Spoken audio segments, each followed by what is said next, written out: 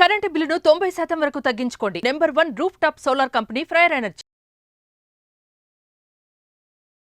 Hi hello namaste welcome back to Suman TV. ప్రస్తుతం స్టూడియోలో ఉన్నారు family counsellor, motivational speaker and public speaker Rajani Rama గారు.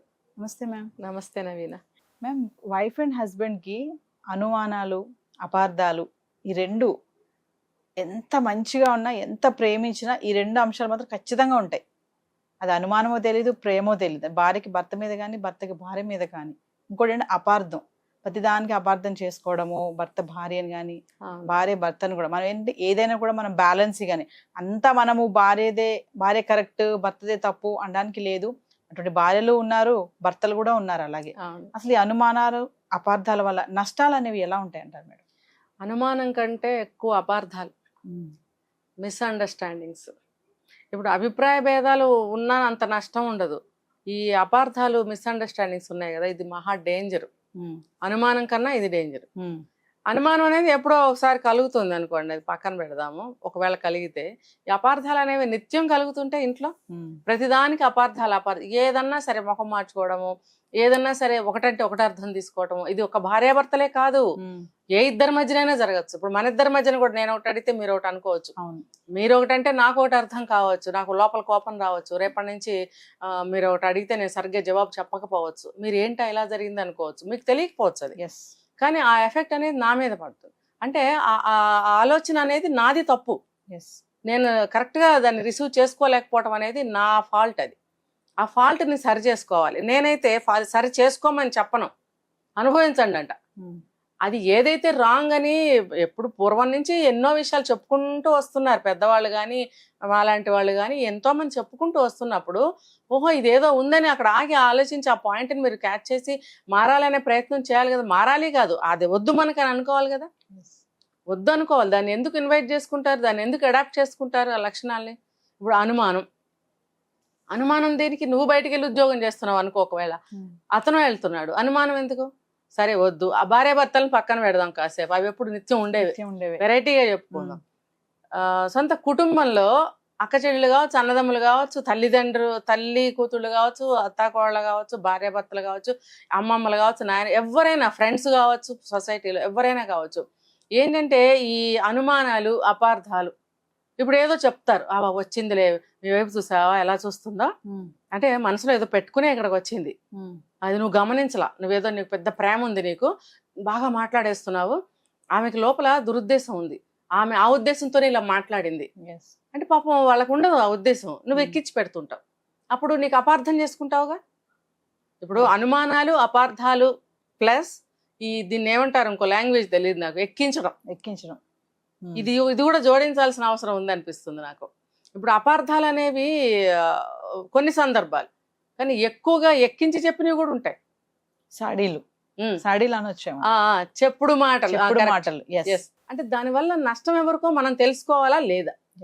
ఇప్పుడు దిగే ముందు లోతు తెలుసుకో, దిగమనేవాడిది తప్పు కాదు, నువ్వు దిగాల వద్దా అని నిర్ణయించుకోవాల్సిన వాడివి నువ్వు కాబట్టి ఆ లోతు ఎంతో తెలుసుకుని దిగుబోయి అని చెప్తారు కదా. ఇప్పుడు చాడీలు చెప్పేవాళ్ళు చెప్తారు, నువ్వు ఆలోచించుకోకల్లా నీకు ఆ ఎదుటి మనిషికి ఉన్న రిలేషన్ ఎన్ని సంవత్సరాల నుంచి ఉంది, ఆ బంధం ఎటువంటి బంధం, అంటే ఆ రిలేషన్ ఎన్నాళ్ళ నుంచి ఉంది, ఆ బంధం ఎటువంటిది అని నువ్వు ఆలోచించుకోవాలా లేదా? ఆ చెప్పినోడు ఎవడో, నిన్న వచ్చినోడు కావచ్చు, మొన్న వచ్చినోడు కావచ్చు, రోడ్డు మీద పోయేవాడు కావచ్చు, వాడి అభిప్రాయం వాడిది. కానీ అసలు ఒరిజినల్ నీ సొంత వ్యక్తి అని అనుకున్నప్పుడు నువ్వు ఏమని ఆలోచించాలి? వాళ్ళకి తెలుసా నీ సొంత మనిషి గురించి? నీకు తెలుసా? నీకు ఎక్కువ కాలం బాగుంటుందా, వాళ్ళకి ఎక్కువ కాలం బాగుంటుందా వాళ్ళతోటి? సరే, ప్రతి యాంగిల్లోనూ వాళ్ళకి ఎక్కువ తెలుసా, నీకు ఎక్కువ తెలుసా? అలాంటప్పుడు నువ్వు వేరే వాళ్ళ మాట వినడం ఏంటి? వినకూడదు.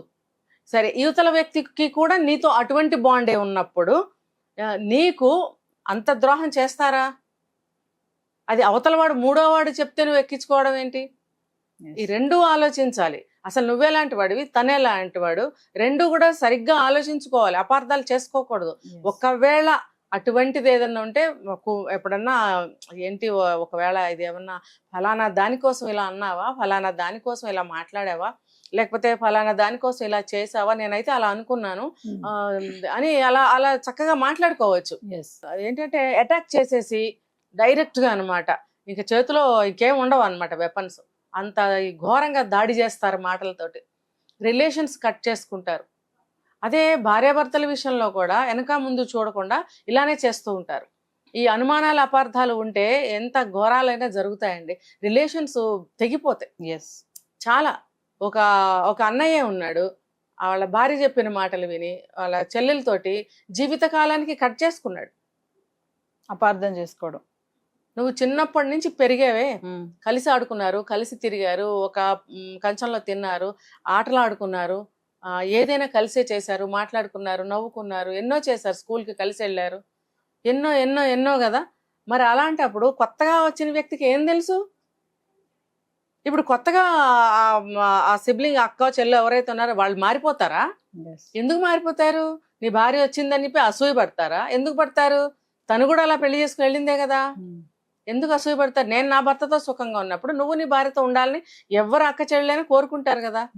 ఏదో ఆడపడుచులు అనేవాళ్ళు కొంతమంది ఏం చేస్తారంటే ముచ్చట్లు ఆచారాలు ఇవన్నీ పెట్టారు కాబట్టి పూర్వీకుల నుంచి, పూర్వకాలం నుంచి ఆడపిల్లలు ఈ రోజుకి కూడా చాలా మంది ఇప్పుడు 20-25 years ఉన్న అమ్మాయిలు కూడా మాకు ఆడపడుచులుగా అవి జరగలేదు ఇవి జరగలేదు చిన్నగా అలుగుతారు. అదొక ముచ్చట అనుకోండి, దాన్ని పెద్ద పెద్ద యుద్ధాలు ఎవరు చేసుకోరే. దానికోసమే అవతల వచ్చిన అమ్మాయి కోపం పెట్టేసుకుని భర్తకి నేర్పించాలని అనుకుంటే కనుక, ఎక్కించి చెప్తే కనుక అపార్థాలే కదా. అది సరిచేసి చెప్పాల్సిన పూచి కూడా అతనికే ఉంటుంది, అమ్మాయి అయినా అబ్బాయి అయినా సరే. తర్వాత భార్యాభర్తల మధ్యన ఇంకా అపార్థాలు అంటే చాలా వస్తాయి. ప్రతి దానికి ఇంట్లో భర్త బయటకు వెళ్తూ అనుమానపడము, అన్నదానికి అయిన దానికి కాని దానికి అపార్థాలు తీసుకోవడము, అంటే పెడర్థాలు అంటారు. పెడర్థాలు వేరే అర్థంలో. పెడర్థాలు తీసుకుంటే నష్టం ఎవరికి, ఎవరు సరి చేయాలి, ఎందుకు సరి చేయాలని నేను అడుగుతున్నాను. నీకు తెలీదా? ఇంత వయసు వచ్చి ఏం తెలీదా? తెలుసు కదా.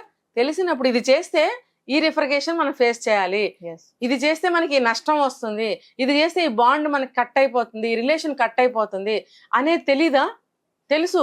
అది వాళ్ళ వైపుకే తెలుస్తుంది, ఆపోజిట్ సైడ్ నుంచి ఆలోచించరు. అదే భర్త అయితే భార్య వైపున ఆలోచించకపోవచ్చు, భార్య అయితే భర్త వైపు ఆలోచించకపోవచ్చు, తన వైపు మాత్రమే ఆలోచించుకుంటారు.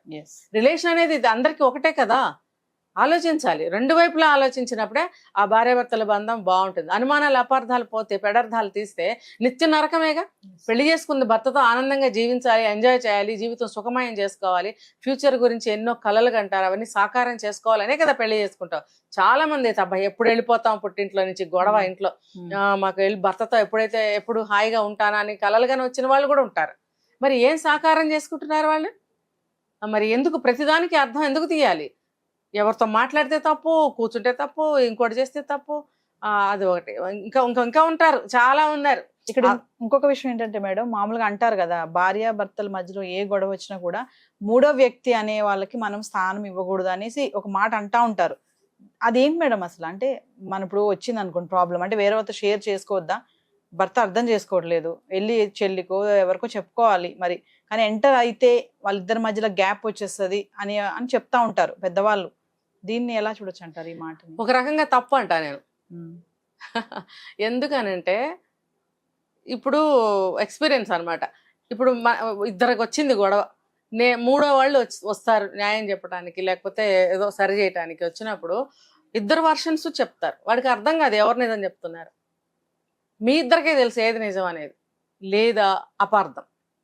సేమ్ ఇక్కడ కూడా అపార్థం ఉండబట్టే నీది నీకు కరెక్ట్ అనిపిస్తుంది, ఇతనికి కరెక్ట్ అనిపిస్తుంది. అలాంటప్పుడు మూడో వాడు ఏం చెప్తాడు? చెప్పలేడు. కానీ కొన్ని సందర్భాల్లో థర్డ్ పార్టీ అవసరం ఉంటుంది. ఎప్పుడు అని అంటే సిల్లి విషయాలకి గొడవలు పడి అర్థం పర్థం లేకుండా, విలువలు తెలియకుండా విడిపోవాలనుకున్నప్పుడు మాత్రం కౌన్సిలర్స్ కానీ పెద్ద మనుషులు కానీ థర్డ్ పార్టీ అవసరం ఎంతైనా అవసరమే, ఉండాల్సింది థర్డ్ పార్టీ. అది వేరే సందర్భాల్లో. ఇలా చిన్న చిన్న వాటికి ప్రతిదానికి మూడో వ్యక్తికి చెప్పుకుంటే భార్యాభర్తల బాండ్ అనేది చాలా వీక్ అయిపోతుంది. ఆ రిలేషనేకే అది బాగుండదు. మనం చులకనైపోతాం కదా, మనం చెప్పుకోకూడదు అలా. కొంతమంది చిన్నదానికి ఆందానికి కూడా మీరు అన్నట్టు మేడం, సిల్లి విషయాలు కూడా పోయి అత్తగారి అదే ఇప్పుడు అమ్మకి చెప్పడము, అక్కకి చెప్పడము, మా ఆవిడిలాగా చుట్టుపక్కల వాళ్ళు కూడా చెప్పేస్తారు, నలుగురిలో కూడా మాట్లాడేస్తారు, మా ఆవిడిలాగా మా ఆయన ఇట్లా అని చెప్పేసి. ఎంత వయసు వచ్చినా కూడా ఇవన్నీ కూడా నాట్ కరెక్ట్. కానీ బాగా పెద్ద వయసు వచ్చిన తర్వాత వాళ్ళకి వీళ్ళకి ఉన్న బాండ్ స్ట్రాంగ్ గా ఉన్నట్టయితే, దాని క్లోజ్నెస్ ఉంటే కనుక కష్ట సుఖాలు చెప్పుకోవచ్చు. ఒక స్టేజ్, ఒక ఏజ్ ఉంటుంది దానికి. ఇప్పుడు పెళ్లి చేసుకోవచ్చు, ఇప్పుడు పక్కింటి వాళ్ళకి చెప్తానంటే ఎలా, లేకపోతే ఇంకొకరికి చెప్తానంటే ఎట్లా, ఆఫీస్లో చెప్తానంటే ఎలా, వాళ్ళు అడ్వాంటేజ్ తీసుకుంటారు. కూలేది నీ కాపురమే, నీ జీవితమే, తర్వాత నానా కష్టాలు ఉంటాయి. సో ఈ అనుమానాలు అపార్థాలు అనేవి వచ్చిపోతూ ఉంటాయి, మనం వాటిని పట్టుకొని కూర్చోకూడదు. So, అపార్థం అనేది చాలా డేంజర్. అది అదే మనం చెప్పుకున్న పాజిటివ్ గా ఆలోచించాలి. ఏదైనా సరే అంతే కదా. అదే మాట నేను అన్నప్పుడు తన అపార్థం తీసుకుంటే ఎస్ అనేది ఆలోచించగలిగితే ఈ అపార్థాలు రావు. Thank you.